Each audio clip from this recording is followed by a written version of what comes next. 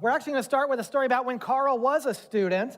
When I was a teenager, I talked a little bit about my growing up in Ohio last week. Everybody forgets I grew up in Ohio because I talk about Virginia so much, which is where I lived the last 20 years or so. But I grew up in Ohio when I was young, and we were about an hour away from Cincinnati. And what do you love when you grow up near Cincinnati? The Reds. I mean, I was a Braves fan, but don't tell anybody in Ohio. The Reds, though, they were terrible when I was growing up. They won the World Series last in the year 1990, and then I think Pete Rose cursed them or something, because they have not been good since. Well, one particular night, I mean, that meant that the tickets were cheap, right? Me and my brothers, we would go to these games a lot. In fact, the tickets were cheaper to go to the Cincinnati Reds games than it was to go to their minor league affiliate in the town we actually grew up in, Dayton, Ohio. They have the Dayton Dragons, and they have the longest sellout streak of any professional sporting team in North America. You can look that up. They've sold out every single game since they opened up in 1999. Anyway, the Cincinnati Reds have not. And so the games were super cheap to go to, and one night we decided to go to this game, and it was really exciting because we were going to go see another terrible team, a team that had been so terrible they got kicked out of Canada. They were the newly named Washington Nationals at the time, and I think between the two teams, up to this point in the season, they'd won a total of maybe a dozen games. So it was not expected to be great baseball, but you know, when two teams are equally terrible, you get the same thing you get with two teams who are equally great. You get a pretty good baseball game. And that's what we were in for that evening. We got to the game around 7 o'clock in the evening and expected to be heading back from Cincinnati to Dayton, which is about a 45-minute drive, by about 10 o'clock. But the best thing happened. What's the best kind of baseball, folks? Free baseball, right? Best kind of baseball is free baseball, not just cheap baseball. It went into extra innings, and so it went from the 9th inning to the 10th inning, and then from the 10th inning to the 11th inning, and my older brother, he starts to look at all of us, and he says, guys, Mom told me the consequences to you all, and to me, if we are not home by 11 o'clock p.m. tonight. And so he said, fine, we'll go. And it was okay going because we figured the game was over by this point. The Nationals, they'd scored two runs in the top of the 11th inning. That's the first chance that the team has to bat if you're not a baseball person. And so there were only 3 outs for the for the Reds to come back. And they weren't hitting the ball all night. The score had been 2-2 since like the 3rd inning. And it was a real pitcher's duel. But so we decided to leave. And I don't know if you still hear it when you're walking around the city now, but back then, you would hear people listening to the baseball game on their radios as you walked back to your cars. I think it was the people trying to sell you Reds merch as you went back to your car that night. They had the game on so that they knew when the game would be over so they could sell you the illegal Cincinnati Reds merchandise. Well, we're on our way back to the car, and we hear 1 out against the Reds. We hear 2 outs against the Reds. They only have 1 chance to score again, and they're still down by 2 runs. Nobody's on base, so we say, it's over. We get in the car, we switch off from the AM station, and shift into listening to CDs. Y'all remember the CD cases you had in the mid-'90s? They were about this thick with 4 CDs. It was giant binders. Well, you also switched out these CDs a lot. So we put 1 CD in, and about 10 minutes later, we pull it out to turn on a different song, and all of a sudden, we hear the AM station. It's 700 WLW, I can still remember, and the announcer says, Ken Griffey Jr. walks up to the plate, and he represents the winning run in this baseball game, and we all look at each other, and we say, oh no, did we just leave a game that's going to end with a walk-off home run? Surely not. Ken Griffey Jr. had been on the disabled list for 15 days. He was no longer the player that he was when he played for the Mariners years before, when he put up video game numbers, most of the home runs that got him into the 600 home run club over his career. But he was walking up to the plate, and we left the radio on. We didn't throw the CD back in there quite yet. And we hear strike 1, and we say, okay, he's going to strike out. This is going to be fine. It's fine. Let's start getting the CD ready for what we're going to listen to next. No idea what we were going to listen to. And then it happened. We heard it, a crack, and the announcer says, that ball's back. It's back. It was over the center field wall, and the Reds have won the game. You know, I still find opportunities to remind my oldest brother, Frank, of that time he made us leave a game early. But here's the thing. None of us would have believed that a comeback was that imminent. This team was not the kind of team that did this very often. We were so certain that the game was over that we all collectively had decided to turn it off and listen to a CD, to some kind of music instead. Had we not changed out the disc at the exact right time and not heard the end of that game, had we gone to school the next day and somebody told us what had happened at the end of the game, we would have probably called whoever told us that a liar, because we were that sure that the game was over. This is a little bit about how our gospel lesson works today. We have this story of somebody who is certain beyond belief that the game is over. When others tell him that he missed the dramatic comeback, he continues to make his case that he really knows the truth of it all, and nobody else does. Of course, today, we're talking about one of Jesus' disciples, Thomas, also known as Doubting Thomas. You all know the guy. Throughout the 20th chapter of the book of John, we hear stories about Jesus revealing himself to people. First, he reveals himself to Mary Magdalene, and then he reveals himself to all of the disciples, all of them except one, that being Thomas. Here's how all of this starts to go down. Thomas, who is called a twin, one of the 12, was not with them when Jesus came. What a bummer, right? Like the only guy, like maybe went to the bathroom, maybe went to go pick up dinner because they didn't have DoorDash back then. So the other disciples told him, "We have seen the Lord." But he said to them, "Unless I see the mark of the nails in my hands and put my finger in the mark of the nails and my hand in his side, I will not believe." Y'all, here's what gets me about this story. If we're to look at the Greek and look at the actual language that Jesus is going to use in the text later, we often call Thomas Doubting Thomas because it appears that he doubted Jesus. But Thomas, he didn't doubt Jesus. He knew that Jesus was still dead. He had full faith that Jesus was still dead. The word for doubt in the Greek is distazo, which is used in Matthew chapter 28 when Jesus, he gathers all the disciples after his resurrection. They go up onto a mountaintop and they worship him. And we hear that they all gathered where Jesus told them and they worshiped him. But some of the disciples doubted. Not that they didn't have faith, but they doubted what was really going on. They weren't sure what to make of it yet. They weren't sure what God was doing in all of this, and yet they still worshiped. They still had faith in who Jesus was.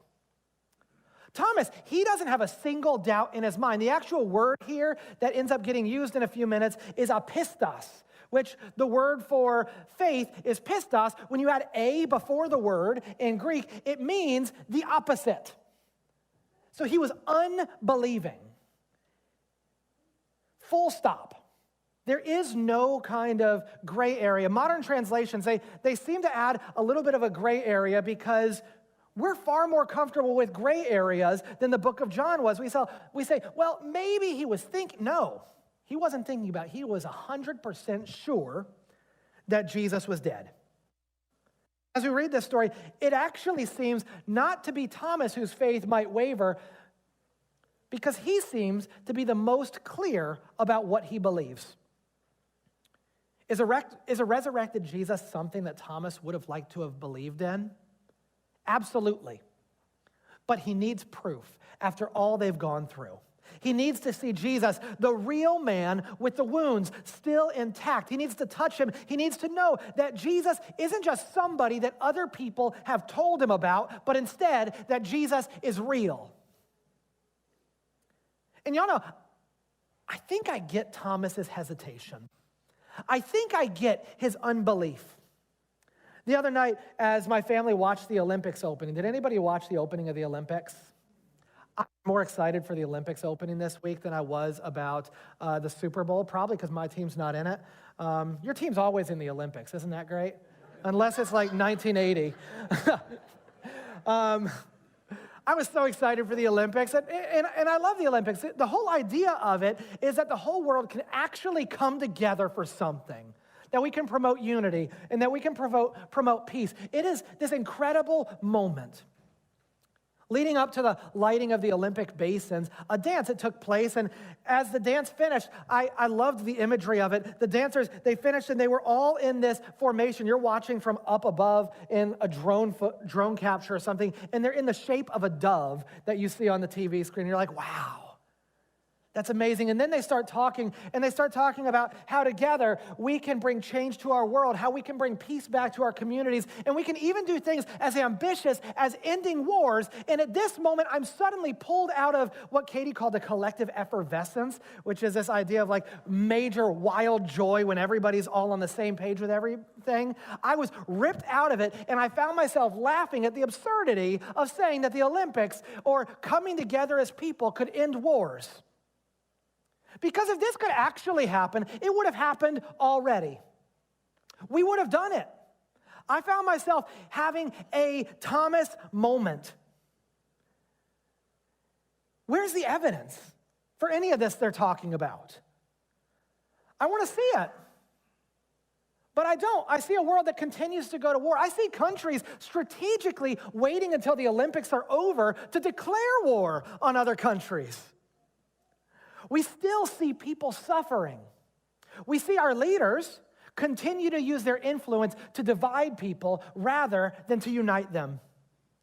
Where is the proof that things can be different? For Thomas, any proof that things could be different died with Jesus. For him, Jesus, he'd symbolized somebody who could help people overcome things like death. But after what he saw happen on Thursday and Friday with Jesus' arrest, his trial, his crucifixion, he simply could not believe that this was God's plan anymore. Thinking about this further, his refusing to believe, it's fascinating. After all, Thomas, he seems to be the one in Jesus' posse at times with the greatest faith out of all the disciples. Before they go to visit Lazarus, and Jesus does raise somebody from the dead, way earlier in the book of John, Thomas is the only disciple who suggested that they follow Jesus into a territory where he was unwelcome, where his enemies would be seeking the death penalty for him. In the aftermath of Jesus' death, I wonder if he is the most hurt out of all of them. I wonder if his refusal to believe is not him being unable to believe, but him not wanting to be hurt again. Him not wanting to be proven wrong again, that things just don't change. In our world today, it's easy to lose faith for the same reasons. When we put our faith in Jesus and when we feel like we've been let down, I think it might be easier to give up on our faith than to look for where Jesus is at work. In these seasons of our lives, we can read scripture and we can listen to sermons and we can study and we can pray and we can do all the kind of things that we think would help us grow closer to God. But if we don't see God at work, when it feels like the world around us is still falling apart, it's so much easier for us to become certain in our unbelief that things can ever be better. So we decide that God is never going to show up. It's easier to give up hope in the bottom of the 11th and to walk away from the game, to not hold on for 3 more outs than it is to be disappointed once again. This is what Thomas was doing. And for a while, it probably feels like he's right. Jesus, he doesn't come immediately. We see after Mary Magdalene tells the disciples that Jesus shows up to meet with them that night. Thomas, though, he's got to wait for an entire week. The other disciples around him, they're so thankful for what Jesus is doing. They're so thankful that Jesus showed up. And Thomas is just sitting over here in his corner saying, when did he show up? I haven't seen him. Where's the proof? But then Jesus shows up. When he least expected, I imagine, Jesus shows up. When they lock the doors for the evening, Jesus shows up. Here's what we read in John chapter 20 as that continues. A week later, his disciples were again in the house, and Thomas was with them. all the doors were shut, Jesus came and stood among them and said, "Peace be with you." Then he said to Thomas, "Put your finger here and see my hand. Reach out your hand and put it in my side. Do not doubt or do not be unbelieving, but have faith." Believe. Thomas answered him, "My Lord and my God." Jesus said to him, "Have you believed because you have seen me? Blessed are those who have not seen and yet have come to believe." Y'all, the script has been flipped here. This is a moment that everybody who encounters Jesus has. Mary, she didn't recognize him until he said her name. It's unclear whether the disciples actually believed Mary until Jesus shows up. We read in other Gospels that they did not believe Mary at first until Jesus showed up. And that's exactly what Thomas does. Here, possibly most dramatically in Thomas's life, the script gets flipped. He goes from saying, "I will never believe until I can see him and I can touch him," to being the very first person who recognizes who Jesus truly is, my Lord and my God. When Jesus shows up in our lives, we too become overwhelmed. What once was an inability to believe that God was at work changes to an assurance that God has never not been at work. Somehow, even though we may not see him in the flesh, we see him working through other people around us. We see him through people who are ready to throw away the divisiveness of this world to hand out an olive branch. We see him through people who are ready to reconcile in situations where there truly appeared to be no path forward. In areas where relationships appear dead, and somehow God brings revival. And when we see these things happen, we too are able to say that we have seen the Lord. We too are able to start to see that God's peace can come to this earth not by our own doing, but instead by the way that Christ offers true peace. Peace that doesn't sweep the brokenness of this world under the rug, but instead continues to seek transformation and new belief for an unbelieving world. When we read this passage today, I imagine we are a lot like the first readers of the book of John. The book of John, it wasn't written a few weeks after Jesus was resurrected. It wasn't written a few weeks after Jesus' ascension. Instead, it was written after most of the people who knew Jesus were dead. Likely after every person who knew Jesus was dead. And so the very first people reading this are the people that Jesus is talking about, those who are going to be blessed because they did not see him, but they believe. And yet we believe, just like we do today, that they encountered Jesus. Here at St. Peter's, we still believe that we get to encounter Jesus. Last week, we raised thousands of dollars for international missions because people made chili. We didn't fix the entire world in this one act.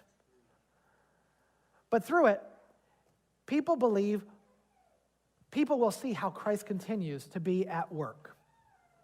2 weeks from today, we will be taking part in our Church Without Walls here at St. Peter's, where we're not going to have our regular 10:30 a.m. service, but we will have a short service at 9, and then we're going to go out and we're going to be worshiping God in a different way than normal. On this day, we will be going out and making sure that people can see Jesus working in us and through us. If you'd like to sign up for that, we still have the boards out there. You can sign up on the church website. This is one of the ways that we worship with other people. This is something we believe here, that God has set us up not just to do this work so that we can feel good. It's so that the people can know the risen Jesus Christ in the world today. It is so that even as people might not see Jesus today in the flesh, that they will still be blessed to be able to know him through each and every one of us at work. This is something that we believe here. Over the course of the last 6 months or so, and even going back into last year when we met at West Campus to talk about a faithful path forward for our church, we've been talking about a long-term plan. And long-term plans are important. Dreaming is important. We go back a dozen years at this church, and people at St. Peter's had a dream for what it would look like for God to be active and more active in the Fulshire community. Fulshire was growing immensely at that point in time, but it wasn't what it is today. And there were people who said, that's not a great idea. It's not something we should be spending our money on. It's not a great use of our funds. And yet, our church decided to go forth and do it anyway. And so for years, we met in schools. We met in people's houses when we weren't able to meet in schools during the week. We found different ways to come together as a church. And in a couple of weeks, I told you all last week, but in a couple of weeks on March 1st, we're going to be celebrating our 5th birthday of this building here. Because people had a long-term plan for what God was going to do, even though it seemed impossible to some when they thought it up at first. Friends, we've thought of a lot of things that sound impossible at this church. The long-term plan that we're talking about today, it envisions thousands of people coming through the doors of each of our church campuses each and every week. We envision hundreds upon hundreds of children and students coming into these buildings each and every week. We envision this church connecting in some way, whether it's in these walls or outside of these walls, with 100,000 people in the Katy and Fulshire area. We have incredibly high hopes for what God can do. And at first, hearing these kind of things, it can lead us to be a little bit like Thomas and say, absolutely not, God cannot do that. And yet we know that we have a God who flips the script. We have a God who can shift what is impossible, who says what is going to be possible. And we know this because there's been times at St. Peter, in St. Peter's history, where probably people wondered whether God was still at work, whether there was life in this community. But we are a people who have also seen and know the Lord for what God has done in our church, for what God has done through one another, for what God has somehow miraculously allowed to happen in these places. And so we're letting go of doubt. We're grabbing on to belief. And the good news is that we have a God who is alive, and he calls us to believe that all of this is possible. He calls us to trust him, because with Christ, all of this is. Let's pray. God, we give you thanks for the good news that you are always with us, that you are always at work, and that you are alive now, working in this community, working in this place. God, we ask that you would help us to be a people who reach out to our larger community, who welcome others into this place, who let others know that surely God is alive. And through community, through growing together, through making connections with other people at this church, that your kingdom would grow. God, help us to see it happen now and always. Amen.